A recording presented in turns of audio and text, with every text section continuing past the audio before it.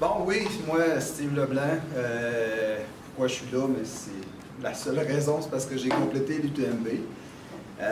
L'UTMB, oui, je ne sais pas s'il y en a qui font du trail dans votre groupe, mais c'est représenté comme un peu le summum du trail, dans le sens que c'est qu'est-ce qui est très convoité.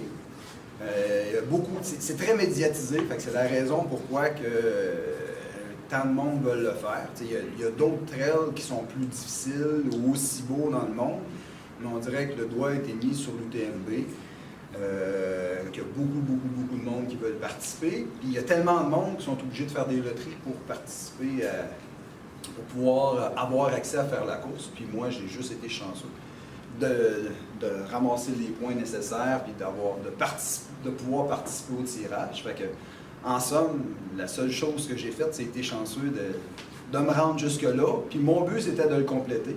Fait que l'exploit que j'ai fait, dans le fond, c'est juste de le compléter. Mais je suis pas un coureur d'élite.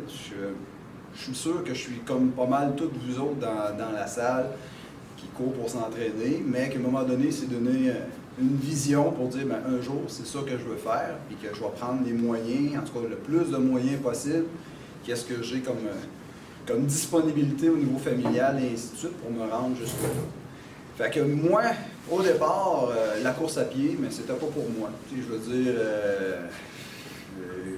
plus jeune, j'ai pratiqué du sport, du volleyball, d'autres sports, que j'aimais performer là-dedans, que je suis compétitif, que je me donnais à fond. À un moment donné, fait qu'on retombe sur le marché du travail, on tombe pas mal plus sédentaire, on commence à faire de la bédaine, les enfants arrivent, on bouge pas mal moins, on a moins de temps pour bouger.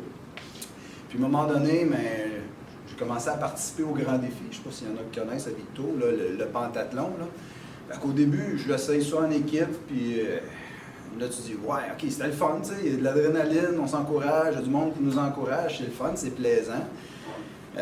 On se donne un défi en chum, on se dit, bon, mais l'année prochaine, on le fait individuel. Pas trop préparé, mais tu t'en vas là-dedans, puis tu finis la course à peu près en 2h30 dans ces alentours-là, puis tu te dis, waouh, c'est le fun, c'est un dépassement. J'ai fait quelque chose que je ne pensais pas être capable de faire de l'activité physique, de la compétition, même si je n'étais pas compétitif. Le but, c'était de finir, on va dire, pas le dernier, puis j'étais bien content, mais c'était d'accomplir cette tâche-là qui était, à nos yeux, à nous, assez imposant. Il y avait de l'escalade, tu avais 10 km, moi je faisais plus la version courte, qui était un 10 km de patin à roue alignée, un 20 km de vélo de montagne, donc on partait de Terre-des-Jeunes, on montait au mont Arthabasca, on se promenait des sentiers, puis on revenait.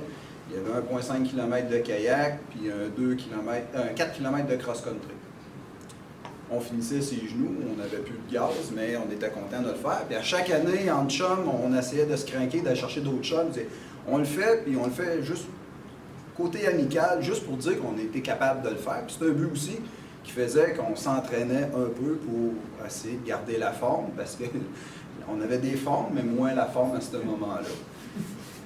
Puis là, j'ai rencontré un client au travail que là, lui, il me parlait. Je lui disais, oh, j'ai été faire le grand défi, puis on s'était croisés au grand défi, justement. Puis là, il me parlait, il disait, ah, moi, je fais du trail. C'est quoi ça, du trail? Je ne connaissais pas ça de partout. Là, il commence à m'expliquer, puis là, il dit, ah, j'ai été dans l'Ouest, j'ai fait un 100 km. Je dis, t'es malade, toi, là, faire un 100 km, ça se fait pas. Là. Il dit, ah, oui, tu serais capable. Je dis, non, oublie ça. Puis, il venait de temps en temps, puis il me racontait ses histoires, puis j'étais passionné. Là, je disais, hey, courir dans le bois, c'est hot. J'aime la nature, j'aime courir dans cet environnement-là, ça te détend, même si tu fais de l'exercice, puis ça peut être très exigeant. Fait que là, il me dit à un moment donné, ouais, j'ai été sélectionné pour l'UTMB. C'est quoi cette affaire-là? Ben là, l'UTMB, tout le monde connaît ça. Il dit, ben moi, je connais pas ça. J'ai jamais entendu parler de ça, je connais pas le trail. Qu'est-ce que j'ai connu? C'est qu'est-ce que tu m'as expliqué? Fait que là, il dit, va voir sur Internet, tu regardes ça. Là. Je dis, comment t'appelles ça? Là? Ça ne me rentrait pas. J'écris ça, puis un soir, je vais voir là, sur Internet, je commence à regarder ça. Puis là, je vais voir des vidéos du monde qui se sont filmés en train de faire quasiment ce pèlerinage-là, cette longue distance-là. Puis là, je me mets à regarder des vidéos, puis là, je dis, waouh, c'est vraiment là. Comprendre l'UTMB, c'est en France, c'est à Chamonix. Puis le parcours fait le tour du Mont Blanc, qui est un des plus hauts monts d'Europe, des Alpes. On passe de la France, on contourne, on s'en va en Italie, tu vas plus loin, tu t'en vas en Suisse, puis tu reviens en France. Mais toujours avec la vision du Mont-Blanc, ou à peu près le Mont-Blanc qui est pas loin, puis les Alpes, puis les dénivelés, puis les montagnes enneigées, puis les vallées, les rivières. Fait que je regardais ça, j'ai dit, ça n'a pas d'allure, comment que ça peut être beau. J'ai dit, un jour, je vais faire ça. J'ai jamais couru, là. J'ai dit, wow, j'ai dit, moi, je veux faire ça un jour. C'est là que le déclic s'est fait. Fait que là, tu commences à regarder, tu fouilles sur Internet pour essayer de comprendre comment ça fonctionne. Puis là, c'est là que je m'aperçois que c'est une affaire de loterie. Tu sais, je me voyais là, mais dans 10 ans. Tu sais, je veux dire, j'ai pas la capacité pour faire ça. Je m'entraînais pour le grand défi, puis je faisais un 5 km de course, puis j'en avais plein mon casque. Tu sais, j'étais là, puis je détestais la course. Sérieusement, je courais, puis je détestais la course. Ça me demande tellement d'énergie. Je vais avoir un pace d'à peu près 5 minutes au kilomètre, puis je finissais la longue de même, puis pas de gaz pendant 2 jours. J'ai dit, regarde, mais commence à courir, puis là, il y avait des courses ici dans la région, on commence à essayer le trail.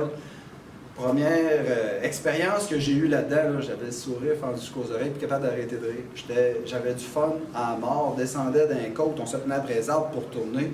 Après 2 km, j'avais plus de jambes. C'était un 10 km, fait que j'ai fini dernier. Mais ça a été une des courses les plus mémorables que j'ai eues. Ça a été vraiment le déclenchement. J'ai dit, wow, courir dans le bois, c'est l'enfer.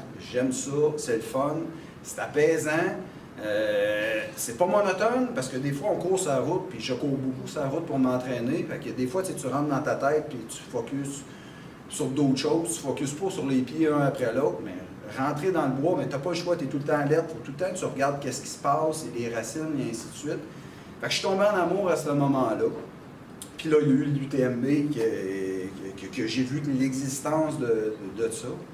Fait que là, je me suis mis à regarder, comprendre comment ça marchait, parce que quand on tombe avec des longues distances de même, mais à un moment donné, il y a des ravitaux, il y a des sacs qu'on peut laisser à des places qu'on n'est pas habitué de comprendre, qu'il faut essayer d'apprivoiser.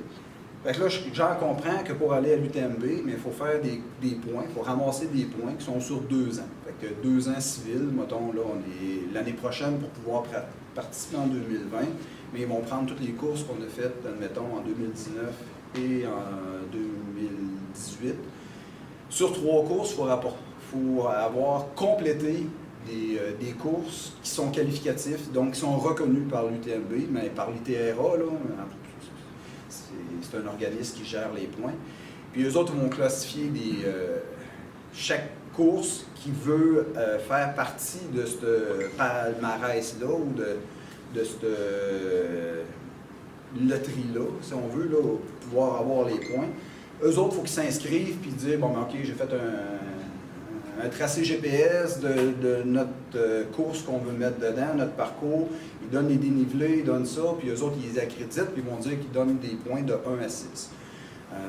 Grosso modo, un 160 km, ça vaut pas mal toujours un 6 points, tout dépendant du dénivelé, un paquet de paramètres, le nombre de ravitaux, si tu fais plusieurs fois la même boucle, et ainsi de suite, mais ils vont attribuer des points de même. Puis ça a tombé qu'au Québec, ça a commencé à avoir une émergence là-dessus pour les plus longues distances. Parce que sinon, puis ça n'a pas été mon cas, là, mais où ce que je regardais sur Internet, les autres personnes, il fallait qu'elles aillent aux États-Unis, au Vermont, il y en a, le Bear Mountain, puis plusieurs. Les plus proches, là, étaient sur le bord de la frontière, mais il fallait que tu te déplaces du côté américain pour aller chercher ça. Mais là, de plus en plus au Canada, et au Québec surtout, qui commençait à devenir plus populaire sur la longue distance. Fait que là, ils s'intéressaient justement, ben là, ça donne tant de points pour l'UTMB, tant de points, puis ainsi de suite. Fait que là, j'ai commencé tranquillement. La première année, j'ai fait des 10 km, puis c'était bien en masse, là. J'en avais... c'était vraiment suffisant pour moi. Fait que là, je me suis donné comme défi que tranquillement, chaque année, je vais commencer à augmenter les distances, toujours dans le but d'arriver à l'UTMB un jour. Mais il faut que je me prépare, il faut que physiquement, je sois capable de le faire.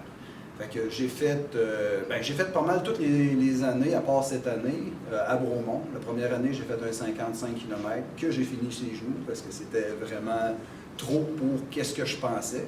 Mais j'ai vraiment aimé ça. L'année suivante, j'ai refait un autre 55 à Bromont. J'ai fait à Saint-Donat, je ne me souviens plus, là, à cette heure, ils font plus de la longue distance, mais j'ai fait un 60 là en même temps, puis ça a bien été. Fait que là, je voyais, je disais, OK, je peux commencer à augmenter les distances. J'atteins ce niveau-là, je suis prêt à tomber sur une autre étape. J'ai fait un 80 à Bromont l'année d'après, qui s'est bien passé aussi. Fait que, je commençais à augmenter mon volume d'entraînement. Là, 2 ans, j'ai été faire l'Ultra Trail du Mont-Albert, qui était vraiment compliqué, là, côté logistique. Là, j'ai appris beaucoup dans cette course-là. J'ai appris beaucoup à pardonner, à pardonner aux organisations, parce que le balisage était vraiment affreux. Il y en a qui ont été malades parce que l'eau n'était pas bonne. Fait que, je suis arrivé au sommet, peut-être pas le Mont-Albert, le petit mont à côté, je suis arrivé là de nuit, un peu mal outillé. Ils nous suggèrent toujours des vêtements ou de l'équipement obligatoire. Mais il faisait chaud, fait que j'ai dit je vais le laisser dans mon drop bag, j'aurais pas besoin de l'amener. Mais quand je suis arrivé en haut, c'était la grosse brume épaisse, avec une petite pluie, puis le vent de côté qui remonte là, dans la montagne. Mais là, tu ne vois plus ton chemin, parce que le balisage n'était pas suffisant. En plein milieu de la nuit, tu as juste la frontale, elle a bien beau d'être puissante, mais tu as un mur de brouillard en avant de toi. Fait que les balisages n'étaient pas suffisamment assez proches pour les voir. Fait qu'il fallait que tu te repères dans les chemins, dans la roche, où ce que c'était tapé entre les roches pour dire « OK, je pense que ça va par là ». Mais là, pendant que tu cours pas, mais t'as fret, hein? Fait que la température du corps descend, puis là, tu dis, OK, là je suis dans la marde ici, là. Fait que j'ai 2 choix. Je trouve mon chemin ou je retourne dans le bois me protéger, là. Mais ça a été un calvaire. Ça a été un calvaire, mais j'ai appris beaucoup dans cette course-là, parce que justement, OK, quand tu t'en vas dans ce genre d'événement-là, oui, si j'avais emmené ma tuque, mon cache-cou, mes pantalons longs, mais j'aurais été capable possiblement de faire face à cette épreuve-là, mieux outillé. Puis nous, là, nous marquait, c'est ma faute à moi que je ne l'ai pas fait. Ils ont des lacunes, mais j'avais mes lacunes à moi aussi. Mais il y a beaucoup de monde qui se sont perdus, justement, puis se sont entendus dans le bois que d'autres personnes passent pour essayer de s'aider. Mais j'ai appris beaucoup. Je veux dire, j'ai été humble dans cette situation-là. Ça m'a permis là, de respecter la montagne et de respecter les parcours là-dedans pour dire, OK, ouais, tu t'embarques là-dedans, mais embarque pas là-dedans de n'importe quelle façon, il faut que tu sois préparé. Cette année-là, dans mon planning, parce que je voulais rentrer l'année passée pour ma première participation au tirage à l'UTMB. Dans mon planning de l'année, je faisais un 100 km au mois de juin, là, dans le bout de la Saint-Jean-Baptiste. Puis je voulais faire le 160 à Bromont. Je m'étais donné ça comme objectif, mais je m'étais dit, fais le 100 en Gaspésie, puis après ça, analyse comment tu te sens. Comment tu te sens là-dedans. Mon but, c'était de faire le 160, mais je ne m'étais pas inscrit encore. J'ai dit, je ne m'inscris pas, puis à Bromont, c'est encore bien parce que tu n'as pas besoin de réserver des mois avant, puis que ça fonctionne par pige. Tu n'as pas besoin de le prévoir 1 an d'avance quasiment pour être capable de participer. Fait que j'ai regardé, puis j'étais vraiment fatigué. On parle de 22 heures, si je ne me trompe pas, de course. Fait que j'ai passé une nuit pratiquement complète dans la montagne. Fait que oui, j'avais atteint une coche que je ne connaissais pas. Fait que j'ai récupéré là-dedans, puis là, jusqu'à la dernière minute, là, je me suis dit non, je ne fais pas le 160, je vais faire le 80.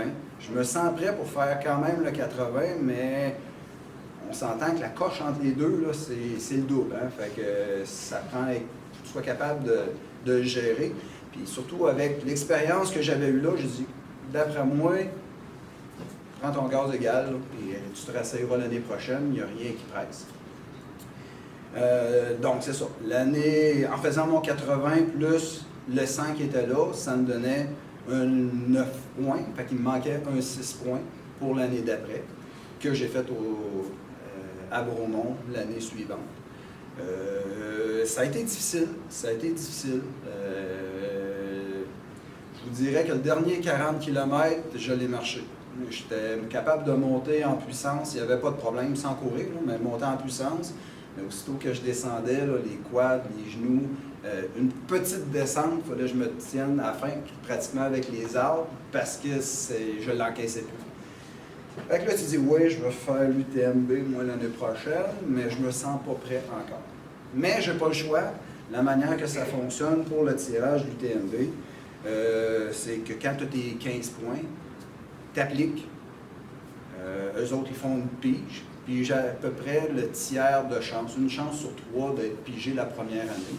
C'est à peu près le ratio des dernières années. Puis si tu n'es pas pigé cette année-là, puis que tu cumules dans l'année suivante les points que tu as perdus il y a 2 ans, puis que tu participes encore au tirage pour la même distance, mais tu as 2 noms dans le chapeau au lieu d'avoir seulement une chance. Fait que tu tombes avec le double de chance de participer. Mais dans ma tête à moi, je me suis dit, ben, cette année, je participe au tirage, je ne serai pas pris, mais l'année prochaine, je vais avoir accumulé plus d'expérience, puis je vais être en mesure de pouvoir aller vivre mon rêve éventuellement. Mais c'est pas ça que le destin a décidé. Il a décidé que t'es pigé, mon grand, puis viens-t'en. Fait que là, tu dis, oh, OK, là, mentalement, je me sens pas prêt. Physiquement non plus, parce qu'à quelque part, j'ai pas complété le 160 comme je voulais le compléter. Je l'ai complété dans les temps, mais pas assez. Fait que là, je dis, OK, cette année, il va falloir monter la coche de l'entraînement, parce que tu le fais toujours avec le temps que tu as à la maison. Tu sais, essaies toujours de pallier. Tu sais, j'ai 3 enfants. À cette heure, c'est rendu des adolescents, fait que c'est plus facile, mais en jeune âge, à un moment donné, il faut que tu mettes tes priorités à bonne place. Fait que j'ai commencé cette année. J'ai eu la réponse au mois de janvier. J'ai fait un meeting avec la famille, avec tout le monde, à savoir qu'est-ce qu'on fait. Puis ça tombe pas mal dans le début de l'année scolaire. On ne sait pas quand que les enfants vont commencer l'école l'année d'après. Si vous manquez trop d'école, vous ne pouvez pas venir. Si vous pouvez venir, on va toute la gang ensemble, on va vivre cette expérience-là. Mais toute la gang, on dit, OK, papa, regarde, c'est ton rêve. Si on ne peut pas y aller, tu iras, mais c'est ton rêve, on comprend ça. À contre-cœur un peu, mais c'était le planning au départ. Fait que là, je me suis dit, bon, OK, il faut que j'augmente mon volume, mais j'ai pas bien plus de temps que j'en avais l'année passée. Fait que tous les matins, moi, je reste à Saint-Albert. Je m'étais donné comme mandat, pas du jour au lendemain, mais graduellement, d'aller travailler à tous les jours à Victo, qui me donne à peu près 11 km de chez nous jusqu'au travail. À tous les matins, depuis le mois de janvier, je m'en vais travailler en courant. Le lundi, je revenais en courant, puis ainsi de suite. Fait que graduellement, en montant mon volume à toutes les semaines avec une sortie de plus, je me faisais à peu près un 60-70 km de course sur route. Mais l'hiver, même si je veux aller courir en sentier, ça ne court pas très très bien. Moi, tu y ailles avec des raquettes. Puis pour l'avoir essayé, ça fonctionne, mais c'est rough pour les orteils. Avec des raquettes pour courir, ça ne tient pas super bien. Quand tu tombes à côté, c'est rough pour les pieds, mais ça fait la job. C'est là que j'ai rentré en contact avec Samuel. J'ai dit, bon, mais Samuel, je veux avoir un programme. Oui, j'ai des revues, il y a un paquet de programmes, mais ça ne s'adapte pas à moi. Mon horaire de travail, mes besoins, qu'est-ce que j'ai comme... C'est ça que moi je m'enligne, es-tu capable de le compléter pour me donner quelque chose? Puis on a travaillé là-dessus, il m'a posé un paquet de questions, c'était quoi mon objectif de l'UTMB? J'ai dit, ben j'ai 46 heures pour pouvoir le compléter, pour être un finisher, c'est ça qui est mon but. Mon but c'est d'aller là, puis de le compléter, puis pas finir ses genoux en marchant, puis en étant hypothéqué pendant des semaines après ma course. Fait qu'on a travaillé là-dessus, il m'a sorti un programme. J'ai travaillé très fort là-dessus, en essayant tout le temps le plus possible de respecter l'entraînement. Il y a des petites blessures qui ont arrivé à un moment donné, qu'on a essayé préventif, d'essayer de diminuer la cadence et ainsi de suite, pour me rendre jusque-là, jusqu'à l'UTMB. Le programme était avec la famille, parce que, à part ma plus vieille, parce qu'elle a commencé le cégep, puis elle a manqué 2 semaines, on est parti toute la famille, donc on a visité la France, puis on a fini avec le voyage. Ça a été tout un sport, là, parce que les beaux-parents sont venus avec nous autres. Fait qu'à un moment donné, j'ai contrôlé la gestion de tout ça. C'était pas les conditions idéales, disons, mais je suis content de l'avoir fait. Je me suis pas stressé sur ma course pantoute parce qu'il y avait tellement de choses qu'il fallait que je m'occupe, que je suis arrivé là, puis OK, la course c'est là. Fait qu'on n'a pas le choix, on embarque là-dessus. Mais ça a été une très, très, très belle expérience. L'UTMB, là, moi, quand j'ai participé au tirage, on était grosso modo à peu près 7500 personnes qui ont mis le nom dans le panier, qui étaient éligibles, puis ils en prennent 2500.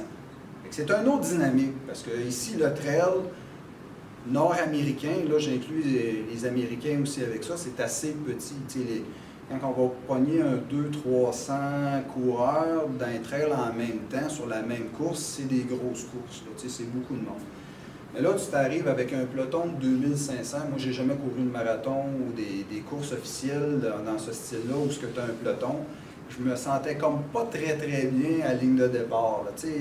C'était trop de monde alentour. Là, tu dis, OK, il faut que je focus. Là, je m'en vais faire la course que je rêve depuis des années. Mais je me sens pogné là-dedans. Là. Je me sens pas bien. Fait que, à un moment donné, là, tu te remets pas en question, mais tu refocuses. Tu dis, OK, j'élimine tout ce qu'il y a en avant de moi. Puis ça peut-tu partir que j'élimine ces pensées-là puis qu'on part. Puis justement, c'est beaucoup de monde sur des sentiers. C'est des sentiers au départ qui sont assez roulants, qu'on peut peut-être rouler 3 un côté de l'autre, mais 2500, 3 un côté de l'autre, ça avance pas comme que tu veux. Puis de fil en aiguille, je me disais, moi, en regardant les dénivelés, oui, qu'est-ce que j'ai vécu à Bromont, parce que c'était comme ma référence, puis au Mont-Albert. Il y a beaucoup de dénivelé, mais c'est rien de comparable. Là-bas, tu cours dans les Alpes. Tu ne montes pas le Mont Blanc, tu fais le tour, mais c'est 2500 mètres d'altitude. Je pense qu'on passe à peu près 5 fois. Ici, le mont le plus haut que j'ai monté au Mont-Albert, il y a 1000 mètres de dénivelé. Ça, c'était aussi une interrogation. Comment je vais réagir en altitude pour avoir lu d'autres billets de personnes qui y ont été, d'autres Québécois. Il y en a qui ont trouvé ça très difficile parce qu'ils n'étaient pas capables de s'adapter, de s'acclimater à le manque d'oxygène, si on veut. Fait que ça, c'était comme une interrogation. J'ai été chanceux. Ça s'est super bien passé. Puis même qu'à mi-course, je me suis je dis, ouais, j'ai pas souffert de ça. Ça a bien été. Fait que j'ai pas pompé l'huile comme un malade pour avoir de souffle, plus capable d'avancer. Puis j'en ai vu là, du monde là, à côté sur leur bâton, sur des roches. C'était pas nécessairement facile. Je pense que là-dedans, il faut, à un moment donné, rentrer dans notre tête et dire oui, ça monte, mais là, ça monte jusque-là, c'est là que je vois, on monte jusque-là. Mais je sais que ça va monter beaucoup après, mais il ne faut pas que j'y pense. C'est tout le temps une étape à la fois, puis on monte de cette façon-là. Au début, tu fonctionnes sur l'adrénaline, puis qu'est-ce qui est particulier à l'UTMB, c'est qu'on part à 6 h le soir, heure de là-bas. Fait qu'on commence tout de suite après 2 heures avec une nuit. Fait que tu cours à la frontale là, fait que tu passes une nuit complète en partant à courir, mais c'est magnifique. Là. Tu cours, à un moment donné, tu te revires, parce que ça fait longtemps que tu montes. Là, tu vois en arrière, j'appelle ça le serpent de feu. Tu sais, toutes les lampes frontales qui descendent, tu as 2500 personnes. Fait que l'image reste marquante. Là. Si vous allez voir sur des récits de course ou des vidéos sur l'UTMB, vous allez le voir parce que c'est marquant. C'est de toute beauté. Là, tu vois le tracé dans la montagne, des lampes frontales qui sont là. C'est des images qui restent marquées. Fait que tu avances là-dedans, puis tu essaies de faire de ton mieux. Puis en montée, moi, ça allait très bien. J'avais jamais couru avec des bâtons, mais pour avoir lu encore des récits, ils disaient que, puis même les kingpins, là, l'élite de ce monde, quand ils vont courir l'UTMB, beaucoup, même s'ils ne courent pas avec des bâtons, courent avec des bâtons pour cette épreuve-là parce que ça monte. Ça monte, puis pour avoir parlé avec des Français là-bas, ils disent « Ah, bien, il est roulant comparativement. » Mais tu sais, eux autres, ils ont des Alpes. Nous autres, on a des Appalaches. Là. On s'entend que ça a peut-être ressemblé à ça il y a des milliards d'années, là, mais ici, c'est beaucoup plus roulant que qu'est-ce que c'est là-bas. Fait que de fil en aiguille, j'avançais dans le classement, puis ça allait bien. Mais il y a eu des bas. Comme Patrice Godin il dit en ultra-trail, il dit une chose, il est sûr que si ça va bien, mais dis-toi qu'à un moment donné, ça va passer. Puis c'est effectivement, à un moment donné, mais tu as des hauts, puis tu as des downs. Mais dans les downs, il faut garder le moral, puis continuer à avancer, pas après pas. Puis à un moment donné, mais ça revient tout bonnement. C'est sûr que des fois, on peut avoir des problèmes vraiment physiques, mais pour avoir fait d'autres courses, j'ai eu des problèmes gastriques à un moment donné, un bouchon, il n'y a plus rien qui passe, ça fait mal. Tu cours, les jambes sont très sollicitées, fait que le sang s'en va où est-ce que tes muscles sont le plus sollicités, fait que le système digestif, lui, passe pas mal en dernier. Fait. Mais pendant cette course-là, j'ai pas eu ce problème-là. Je me trouve vraiment chanceux, parce que oui, j'ai fait beaucoup d'efforts pour me préparer physiquement du mieux que je pouvais, mais il y a des choses que tu n'as pas le contrôle. même si tu fais attention à quoi tu manges, puis ainsi de suite. Tu as des situations que tu n'as pas le contrôle, puis il y en a qui ont été malades là-bas. Là. J'en ai vu sur le bord, puis tu voyais que ça passait pas, puis qui étaient malades du côté, puis il y a eu, on était 2500, puis il y a eu à peu près 1000 abandons dans toute la course. Mais moi aussi, j'ai pogné mon down à un moment donné. La deuxième journée, ça allait super bien, puis c'est vraiment spécial parce que j'étais vraiment sur un high. Il y avait un soleil de plomb qui était là, qui nous plombait, puis on était sur le dessus de la montagne. Pas de forêt, pas rien pour nous cacher, mais il y avait une petite brise. T'sais, on s'entend que les montagnes sont enneigées là-bas, fait qu'il y avait une petite brise qui était fraîche, qui me rafraîchissait, puis je focusais juste sa brise. Je savais que le soleil me tapait sur la tête. Je plaçais ma calotte toujours en conséquence de où est-ce que le soleil arrivait pour ne pas me brûler le cou, et ainsi de suite. Mais je focusais toujours sur la brise qui arrivait. Puis je regardais les autres coureurs, puis j'ai dépassé. Il y en a qui arrêtaient la face dans un ruisseau, puis ça s'épongeait, puis j'arrivais dans une station d'aide. Il y en a une, là, j'étais arrivé là, puis il devait y avoir à peu près entre 30 et 50 coureurs. J'ai pas trop analysé, je l'ai compris un peu plus tard. Fait que je rentre, je vais à la salle de bain, je me lave, je me rafraîchis un peu, je remplis mes gourdes, je mange un peu, puis je repars. Puis là, je dis, le monde qui était là quand je suis arrivé, ils sont tous encore là.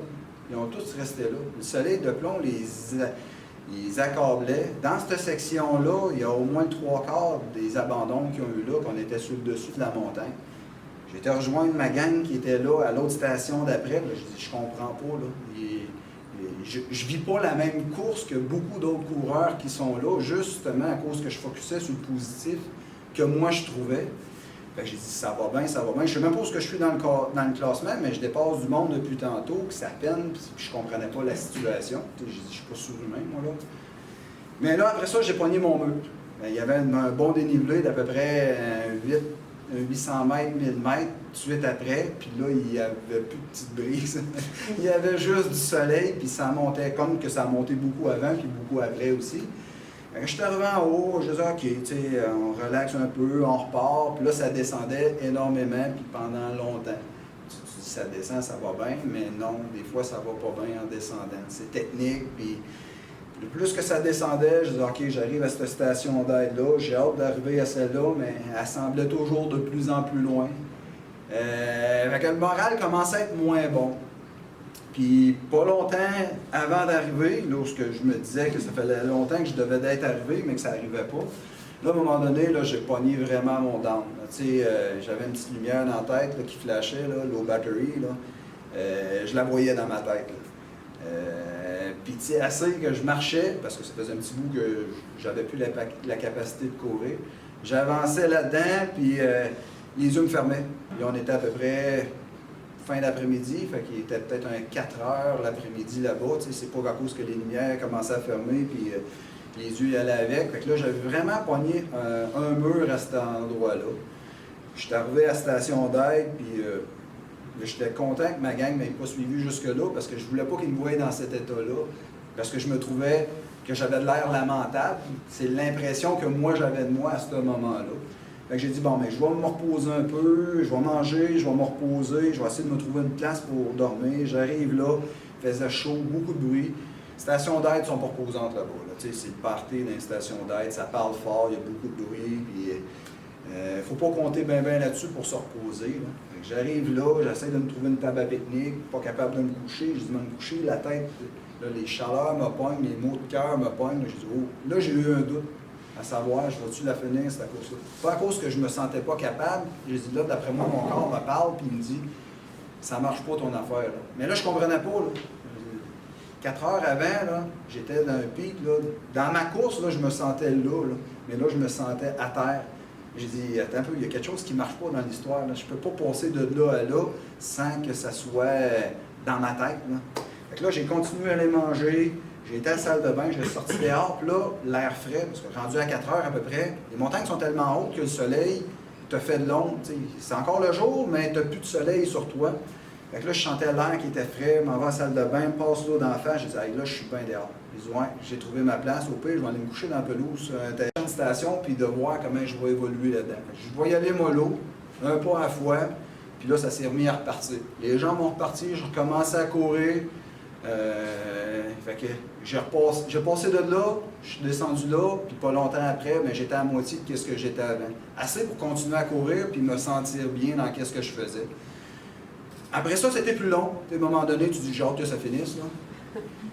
Mais j'ai réussi, courir avec un Français qui était là, qu'on s'est aidé là-dedans, on a cheminé ensemble, on a décidé de finir l'épreuve ensemble, en tout cas si on était capable de le faire.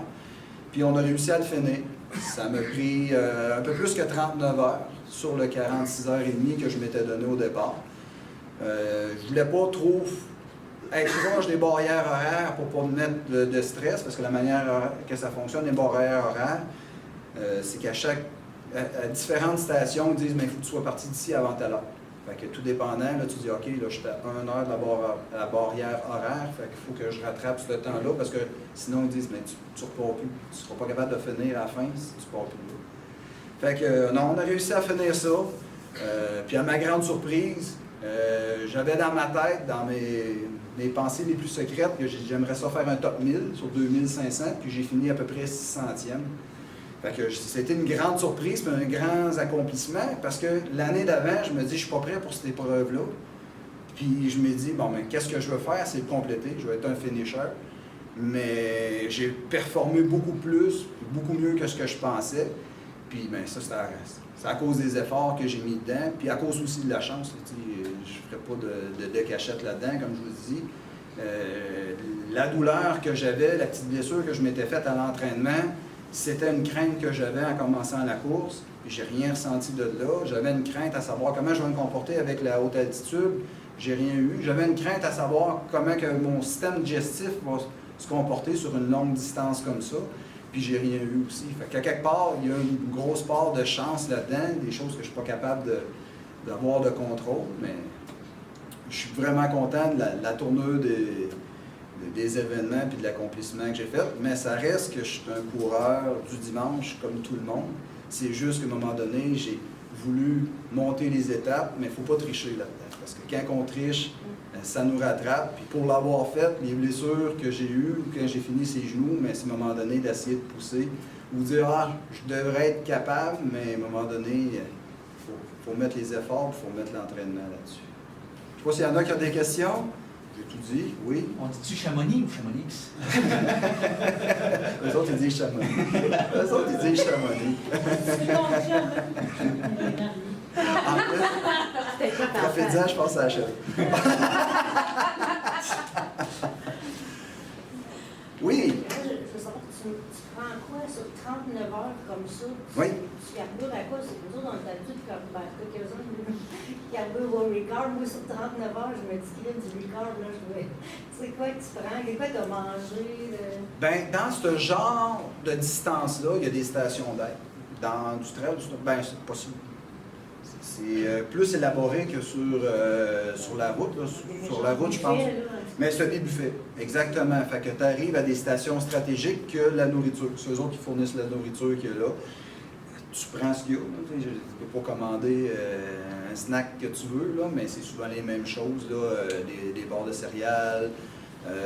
Qu'est-ce que j'aime beaucoup, mais c'est genre soupe Lipton. C'est un bouillon de poulet. Pourquoi? Parce qu'on mange beaucoup de sucré pour aller chercher l'énergie rapide dessus, pour le carburé va être capable d'assimiler cette énergie-là. Mais à un moment donné, prendre juste du sucré, ça tombe sur le cœur assez vite. Fait que, prendre des bouillons de poulet, puis ça aussi, ça l'aide au niveau de la digestion. On dirait le chaud fait qu'à un moment donné, en tout cas pour moi, là, il n'y a pas une personne qui est pareille, mais tu sais, là-bas, il y avait de la charcuterie, des saucisses. Puis je te dirais que je me suis fait un pattern. Quand j'ai vu au début que ça fonctionnait de cette façon-là, j'y allais toujours de la même façon. À chaque station, je prenais les mêmes choses dans le même ordre ou à peu près, parce que ça revenait pas mal tout le temps les mêmes choses là, à chaque station. Fait que c'était, oui, il y avait des fromages, puis j'en prenais un petit peu de charcuterie pour me donner ce petit côté salé-là qui était là-dessus. Beaucoup de chocolat noir. que je prenais, bananes, tu avais fruits. testé ça avant? Tu avais fait des tests ou là, c'était dans des nouveaux aliments? Puis... C'était des nouveaux aliments. Tu sais, je veux dire, la charcuterie, là, je n'en avais jamais vraiment mangé. Quoique dans d'autres, je prends qu'est-ce qu'il y en a avant de moi. Puis, mais il y en a qui vont vous dire de ne pas faire ça. Là. Il y en a, comme dans l'élite, eux autres, ils vont avoir leur bouffe, puis leurs supporters, leur assistance vont leur donner leur bar qu'eux autres fabriquent. En tout cas, c'est ce que j'ai vu sur Internet. Mais tu sais, moi, je vois vraiment, j'explore. Puis je voyais que ça fonctionnait dans cet ordre-là. Puis à chaque place, j'y allais. Fait qu'à quelque part, c'était réconfortant parce que je me disais, ça a marché jusque-là. Fait que il y a des bonnes chances que ça continue à marcher. Mais c'est vraiment la station. Sur moi, j'avais des bars, j'avais des gels. J'en ai pris juste un. Quand j'ai pogné mon down, j'ai dit, OK, il faut que je me rende à l'autre place. D'après moi, j'ai une baisse de sucre. Je suis trop bon en sucre. Fait que prends une barre énergétique là, qui est rapide en énergie. Ça ne m'a pas aidé bien à ce niveau-là, mais c'est la seule que j'avais. Fait que oui, j'en ai parce que c'était dans mon matériel obligatoire d'avoir 2 gels puis des barres là-dessus. Fait que, puis encore là, à toutes les stations, il y a de l'eau puis il y a des électrolytes. Fait que c'était tout le temps le même pattern. Mes gourdes que j'avais, mes 500 ml, c'était toujours de l'électrolyte. Puis dans mon sac, dans le dos, j'avais un peu d'eau. Des fois, l'eau, c'est juste pour changer le goût, là, ou tu te prends pour te laver les mains quand tu as les mains collantes, quelque chose comme ça. Mais je me fie beaucoup sur les stations d'aide là-dessus parce que je serais vraiment overcharge là, pour traîner toutes les calories que tu essaies d'assimiler pour être capable de compléter l'épreuve. Fait que oui, tous les longs trails, ils ont des stations comme ça qui vont fournir. Tu sais, ils nous demandent d'être, semi-autonome, c'est d'être autonome entre 2 stations d'aide majeures, qui sont la plupart du temps à peu près à 15 km, là, quelque chose comme ça. 15-20 km. Au total, c'est quoi le nombre de kilomètres? J'ai 171. L'UTMB, c'était 171 km avec un 10 000 mètres de dénivelé positif. C'est comme ça qu'ils calculent le trail, là. Dénivelé positif, là, mais c'est à chaque fois que tu montes 1 mètre, il accumule 1, même si je pourrais avoir 3 marches, puis les monter, puis les descendre 10 000 fois. En gros, là, ça ressemble pas mal à ça. Échelonné sur 171 km. Mais avant la fin de la course, là, je me posais la question. Tu sais, ça finit avec 3 bonnes montées là, d'à peu près 800 mètres chaque, puis quand je regardais le profil de le restant de la course, là, je disais, sacrément, pourquoi ils me font encore monter? Je dis, il me semble qu'on pourrait rouler sur le planche jusqu'à la fin, là, les derniers 30 km. Fait que, tu sais, je le trouvais élevé. Tu sais, je savais, en partant, dans quoi je m'embarquais, je savais que ça serait vraiment élevé en frais de montée, beaucoup plus que ce qu'on est habitué de voir ici. Mais j'ai trouvé ça plus difficile, même si j'ai fait mieux que ce que je pensais. À la fin, je les avais de travers. Là, tu sais, je me disais, les derniers, là, je passerais à côté. Fait qu'à ce moment-là, j'ai dit, je reviendrai-tu ici? J'ai dit, oui, les paysages sont écœurants. Quoique j'ai passé 2 nuits complètes à ne pas voir les paysages. Ça, c'est un petit peu plate. Là, tu sais, ils font partir à 6 heures. Fait que tu pognes une nuit là, mais tu pognes l'autre nuit aussi. Fait que sur le total tout, j'ai pas vu tous les paysages que j'aurais voulu voir. Mais après ça, j'ai dit à ma blonde en finissant, je vais-tu revenir ici? Je ne sais pas. Je ne suis pas sûr. Je l'ai vécu, je ne sais pas. Mais je vais-tu refaire d'autres choses comme ça? C'est sûr et certain. Ça, même à ce moment-là, quand j'ai fini, puis même à la fin de ma course, quand j'étais fatigué, même tanné, je me suis dit, j'arrêterai pas de courir, j'aime trop ça. Mais oui, c'est un dépassement, puis que c'est dur, puis sur le coup, la plupart du temps, tu dis, ouais, non, là, je ne suis pas sûr que je vais en refaire. Mais à ce moment-là, je me suis dit, oui, je vais continuer à en faire. Puis tu sais, mon garçon, il a commencé à faire du trail, puis il voit papa en faire, puis lui, il a dit, oui, je vais y aller faire mon Blanc un jour. Il va avoir 16 ans là, puis on l'a initié cette année là, aux 18 km qu'il a fait au Proforma, puis il aurait fini avant moi s'il ne s'avait pas trompé. Là. Mais tu sais, lui dans sa tête, puis il dit, ah ben, on y retournera pour toi à un moment donné, si tu fais les points, puis tu continues là-dedans éventuellement. Puis j'ai dit, ben, peut-être qu'à ce moment-là, je le ferai peut-être avec lui là-dessus, mais je l'ai vécu. Oui, c'est grandiose, c'est de toute beauté. Une organisation qui est énorme alentour de tout ça, mais j'ai pas trippé comme autant que je tripperais au début. Je veux dire, l'effet de foule qui était là. Puis, on fait des trails ici. C'est pas mon cas, là, parce que je suis assez solitaire dans ce genre de pratique-là. Mais souvent, j'entends des groupes de courses qui partent tous ensemble, puis ça jase, puis là, tu sais qu'ils se connaissent. Là, ils parlent de tout le monde, puis ça jase, puis ça parle pendant des kilomètres. Retenez votre souffle, vous allez en avoir à la fin, besoin à la fin. Mais bref, le monde se connaisse, puis ça discute beaucoup. Mais là-bas, on était tous des solitaires. Je veux dire, pour pouvoir participer à cette course-là, tout le monde était pigé. Mais dans les clubs de course, admettons, si on s'inscrit tout le monde, mais il va peut-être en avoir un qui va y aller, si on est chanceux, deux. Mais là-bas, tout le monde était tout seul. Quand je montais la première nuit, puis là, tu focuses sur pas trop grand-chose pour dire, regarde, je pense pas qu'est-ce qu'il me reste, je fais ce que j'ai besoin pour me rendre jusqu'au point AA avant de m'en aller à A, puis mon BB avant de m'en aller à B, parce que tu sais que ça va être long. Là, je me suis mis à penser à tout le monde qui était alentour de moi. Là, ça commençait à s'espacer. Là, j'étais là, on est tous seuls là-dedans dans notre souffrance interne, là, présentement. Là. On vit toute la même chose, mais individuellement sur ce gros peloton-là. Fait que c'est spécial. C'était moins personnel un peu. Quoique les supporters là-bas, là, c'était impeccable. Là. Les locaux qui étaient là, ça l'encourageait. Beaucoup d'énergie partout sur la course. C'était vraiment génial. Mais il y avait un petit côté froid, un petit côté huppé aussi à l'événement. Là, comme je disais, j'étais arrivé à une station d'aide. Il est 3 h du matin, puis c'est le party. Là, le DJ joue avec le son, pam, pam, pam. Puis là, tu es là, tu dis, hey, écoute bien, là, moi, je viens me reposer ici avant de repartir. Là, puis, tu sais, j'ai lâché des mots que beaucoup de Québécois auraient compris, mais que là-bas, ils ne comprenaient pas. Là, mais il y avait des yeux qui me regardaient. J'ai aligné le DJ, là, calme-toi, là, c'est pas le fun de pantoute.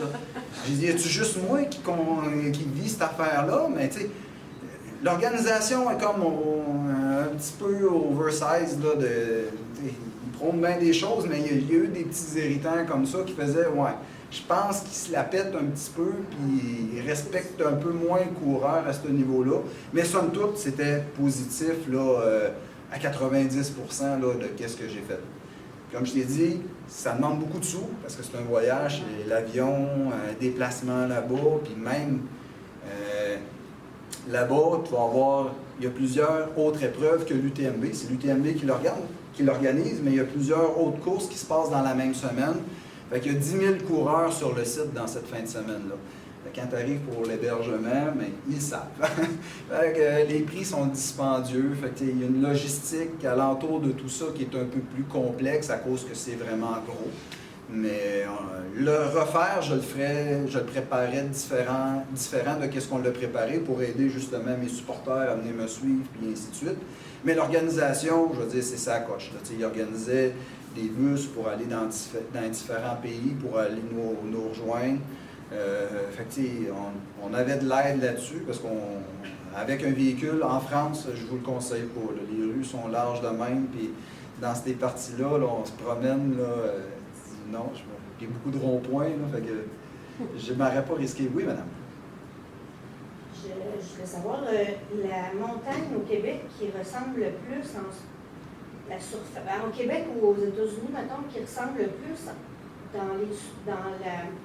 qui pourrait être comparable à ceux-là. Au sentier là-bas, au trail là-bas, c'est-tu parce que, mettons, tu vas sur le Mont Washington, tu vois j'ai jamais été au Mont Washington, là. Lafayette, ou, tu sais, c'est-tu très...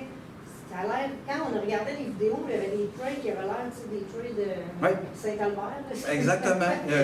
Il y avait des portions qui étaient très roulantes. La partie où on était sur le dessus de la montagne, là, avec le soleil qui nous tapait, là. Moi, je me sentais très bien là-dedans. Là. C'était très roulant avec des petits vallons qui montaient puis qui descendaient. Mais ça, c'était une partie. Il n'y a pas eu d'autre. Il n'y a pas eu d'autre. C'est quoi? C'est des grosses roches c'est technique au bout? Il y a différentes parties difficiles pour différentes raisons. Tout de suite en partant, là, après plusieurs kilomètres, là, mais après quelques dizaines de kilomètres, total tout, en regardant le dénivelé, là, j'avais une montée grosso modo d'à peu près 1500 mètres, pratiquement continue. Avec des petits plots, des petites descentes à travers de ça, mais ça montait pendant 1500 mètres de temps. Qu'on n'a pas ça ici, parce que les plus hautes montagnes qu'on a, c'est 1000 mètres au-dessus du dénivelé, au niveau de la mer. Fait que ça monte, puis ça monte longtemps. Fait qu'à quelque part, oui, c'est difficile. Il y en a plus ou moins abruptes, mais c'est difficile. C'est de la grosse roche? À cette place-là, non, c'était quand même ça montait quand même assez bien.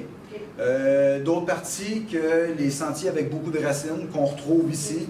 Fait que ça court pas bien. Là, tu marches entre des roches, entre des racines, puis ça avance pas super bien. Surtout quand tu es fatigué, là, à un moment donné, t'es pas sécure fait que t'oses pas courir, tu marches, c'est plus long, puis ça avance pas. C'est vertigineux à des places? C'est dur à dire parce que où ce que j'étais en haute montagne, souvent c'était la nuit, fait que je voyais pas. Mais dans la longue descente où ce que j'ai pogné mon mur, quand je suis reparti après que j'ai recommencé à reprendre du mieux, on était en flanc de montagne avec un sentier peut-être cette largeur-là, plein de racines à travers de ça, puis à côté ça descendait flac pendant peut-être un 100 mètres, puis il y avait une rivière en bas, un ruisseau en bas. Fait que j'étais là, je suis content de ne pas le faire de nuit, celui-là. Tu y vas mollo.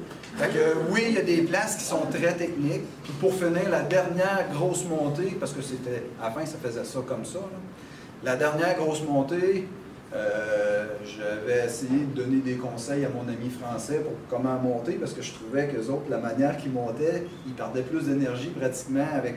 Puis pourtant, j'avais pas d'expérience là-dedans. J'avais juste été voir sur Internet pour voir comment bien utiliser des bâtons pour monter, comment les rendre aidants, efficaces. Puis je travaillais ça. Fait que dans mes entraînements, j'allais au mont Arthabasca, puis je montais des montées, puis je travaillais justement à me propulser avec les bras, donc avec les triceps pour me pousser en montant. Mais là-bas, les gars, puis c'était même, pas juste pour les Français, là, puis je voyais beaucoup, puis je passais à côté d'eux autres, là, comme si rien n'était. Fait que je me suis découvert des gènes de chef de montagne, je ne sais pas trop. Des triceps de feu. Mais tu sais, ça montait, les bras très larges, puis tu sais, ça avance de cette façon-là, puis pique les bâtons, puis se tire pour monter. Puis là, j'osais pas trop parler, puis ça faisait longtemps que j'étais avec le français, puis il montait quand même assez bien, là. Là, j'ai dit, vous avez l'air d'être beaucoup plus habitué que moi là-dedans, puis je veux pas donner de leçons, là, tu sais, je suis assez humble à ce niveau-là. J'ai dit, mais moi, j'ai vu ça sur Internet, puis je pense que ça t'aiderait beaucoup. Fait qu'il dit, je vais l'essayer. Mais la dernière montée qu'on a eue, ça montait de même. C'était des roches, en gros, c'était des roches de 2 pieds qu'il fallait escalader. C'était des marches de 2 pieds. Fait que les bâtons tombaient des nuisances parce qu'ils glissaient dans les roches. Tu n'étais pas capable de te pogner des appuis pour être capable de monter. Elle était pénible, cette montée-là. C'était en fin de course, puis ça montait beaucoup. Puis c'était technique dans le sens que c'était de l'escalade pratiquement. Là. Il y a des bouts, là, je me demandais, je vais prendre mes bâtons et je vais me tenir là parce qu'il fait noir, mais je n'aimerais pas monter avec ma famille là. Puis j'en ai vu, là, là-bas, le sentier alentour du Mont-Blanc, c'est un sentier qui est pédestre. Fait que c'est un sentier qui est ouvert à tout le monde. Fait qu'ils ont pris un peu le même sentier qui est là, puis ils l'ont adapté quand on rentre dans les villages. Mais à mi-course, il y avait un 800 mètres de dénivelé, mais ça montait en serpentin de même. Tu étais à flanc de montagne, puis ça monte de même, de même, de même, de même, sur des petites distances tout le temps. Là. Fait que ça montait beaucoup. Puis j'ai rencontré un couple, il devait avoir 70 ans, pack-sac, des grosses bottes de randonnée, puis ça montait ça. La mâchoire m'a décroché. J'ai dit, OK, eux autres, c'est des habitués. Là. Eux autres, ils viennent passer du temps ici, puis il y avait au moins 70 ans, là, les personnes qui étaient là. Fait que, eux autres, c'est dans leur nature qu'est-ce qui se passe là. T'sais. Chamonix et les environs, c'est une place de plein air. Fait que, vélo de montagne, ski alpin, ski nordique, trail, escalade, ça fait partie de leur coutume. Fait que les locaux qui sont là sont toujours dans la nature, puis c'est à beau à voir. Là, disais, j'espère qu'à cet âge-là, je vais avoir la moitié du gaz qu'ils ont pour être capable de le faire. As-tu d'autres questions? Là, il te reste du temps, ça? Ouais, facile à tous. Tu m'avais laissé 20 minutes, refaire ça je l'autre fois. pense. Hein? Tu m'avais laissé 20 minutes. Ouais. Bon. S'il reste du temps à la fin, on en prendra d'autres. Hey, merci. Merci.